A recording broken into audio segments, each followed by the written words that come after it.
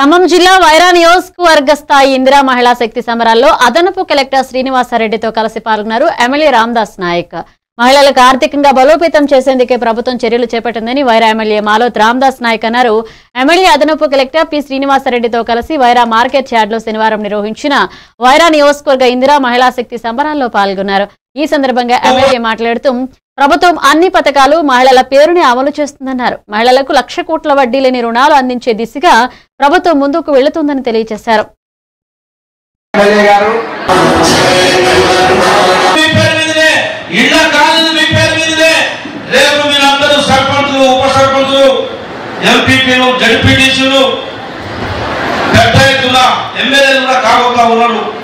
ప్రభుత్వం ఆ పరిస్థితి అవకాశం కల్పించింది.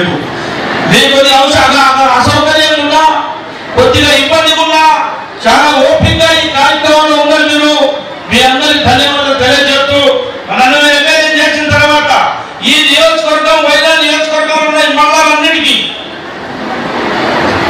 నేను గతం గురించి ఎవరి పేరు ప్రస్తావించను, ఎవరి గురించి మాట్లాడను. మన ఎమ్మెల్యే అయిన తర్వాత మీరు ఎమ్మెల్యే చేసిన తర్వాత ఈ నియోజకవర్గంలో పెద్ద ఎత్తున కార్యక్రమాలు చేశాం. మనం గత ప్రారంభంలో రాజశేఖర రెడ్డి గారు పోడు భూములకి పట్టాలు ఇచ్చిన పరిస్థితి మీ అందరికీ తెలుసు.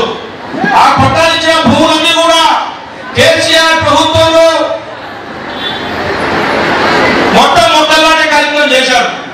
డాక్టర్ రెడ్డి దుర్గా జైలు పంపే పరిస్థితి చేశారు. మన గవర్నమెంట్ వచ్చిన తర్వాత మీరు ఎమ్మెల్యే చేసిన తర్వాత మీ భూములన్నిటికీ కూడా బోర్డు రావాలని, మీ భూములన్నిటికీ కూడా కరెక్ట్ రావాలనే కార్యక్రమం తీసుకున్నాం.